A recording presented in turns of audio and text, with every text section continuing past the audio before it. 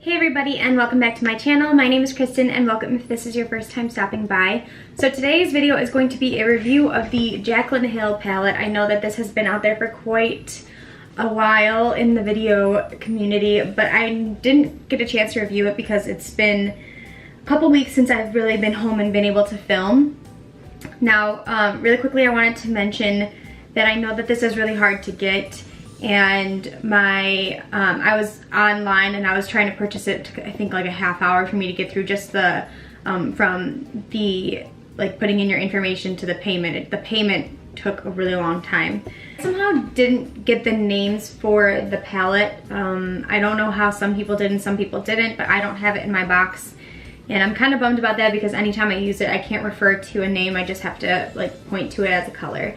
But anyway, let's just get into the actual palette and the formula of the shadows themselves.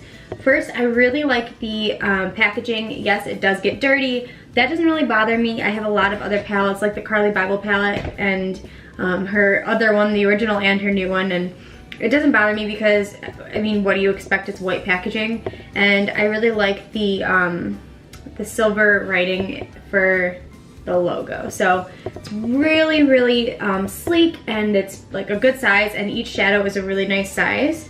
So when you open it up, I'm sure you've all seen this, so I'm not going to go over it too much, but you know she has her little message to her subscribers on the top, and then you get your protective layer, and then you have all of these beautiful shades. So I'm going to swatch a couple of these for you, but I'm not going to do all of them because I feel like there's a lot of videos out there already that have a ton of swatches, so if you want to refer back to that, you can. But for me, I've seen enough swatches myself that I didn't need to see anymore, so I'm pretty sure you guys are probably in the same boat. But really quickly, I just kind of wanted to run down some of my favorite shades in the palette and what I think about the formula and all of that fun stuff. So starting off, I want to talk about the mattes in this palette. So you have a couple of mattes here that are really good transition or base shades. Then you have your mustard and your darker shades here going into like a burnt red. Then you have some dark chocolate browns and even a almost black. It's not like a statement black. I think say it's like a soft black, like an emerald green. Some really great colors, and I love the range and how the palette is laid out. Now, a lot of people are complaining because these two colors are similar. Yes, they are similar, but I do see a difference, and I do appreciate that she included both of those shades with a more neutral and a warmer tone. And I really do like a lot of these darker shades.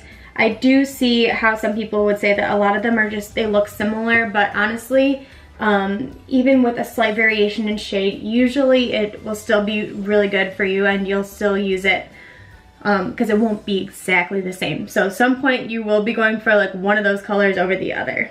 My favorite shades in the palette, however, are, I really like this one here, which is a kind of like a pink with gold reflect. It reminds me a lot of Melon pigment from MAC, but a pressed version.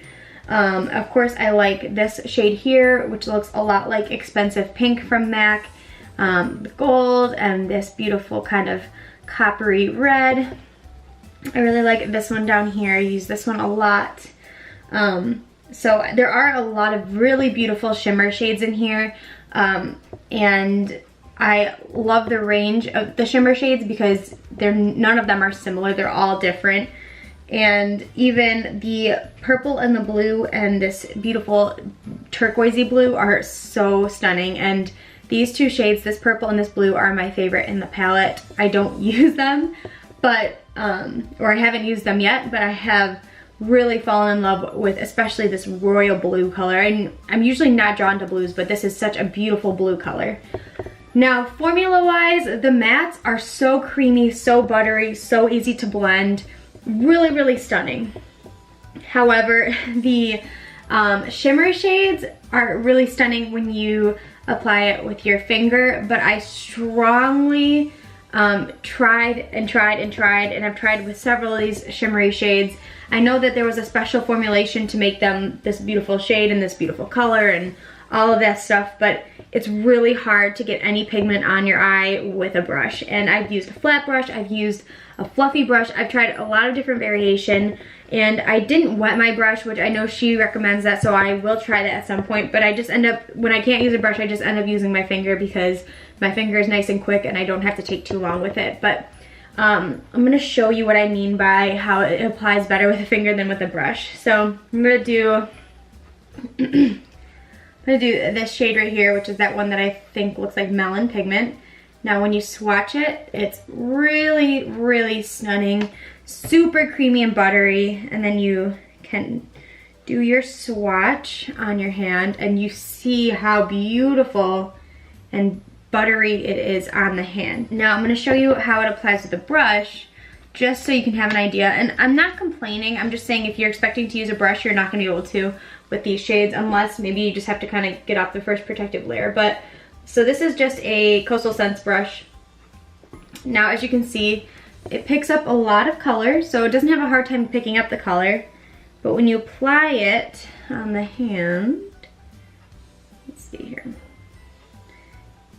it just doesn't go as far and it's not as foiled. I feel like it ends up being a lot patchier and you have to build up a lot of layers on your lid. So if you want that full pigment and not have to take a really long time to build up the color, I strongly just recommend you just use your finger. It's a lot quicker and you don't have to worry like about the hassle of trying to get it on there and taking forever.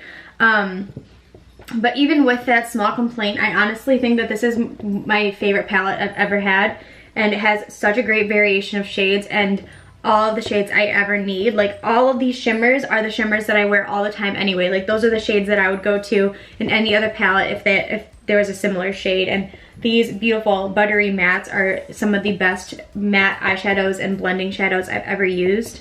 So even with that small issue with the brush versus finger situation, I really think that this palette is worth the $38 because this is everything in one. If I ever needed anything, I know I can just go straight to this palette. If I ever wanted to do makeup on somebody else, I could use this palette. Like there's just nothing that's missing. It's so well-rounded and it's really, really nice, in my opinion at least. So I think I spoke about every little aspect that I wanted to touch on with this palette. I think it's really great. When it does restock, I think it's worth it if you guys have not gotten your hands on it yet. That is my review. I hope you guys enjoyed it. I hope I covered everything that you needed to know about it. If you have any questions or comments, leave them down below. I always respond to comments, and I will always love to give you more information if I didn't touch on a subject or didn't mention something. But yeah, I just wanted to kind of give you my thoughts because maybe my thoughts are different than other people. I honestly don't know, but yeah, so thank you guys so much for watching. I hope you enjoyed it. Please subscribe if you haven't already, and I will talk to you all very, very soon. Bye, guys.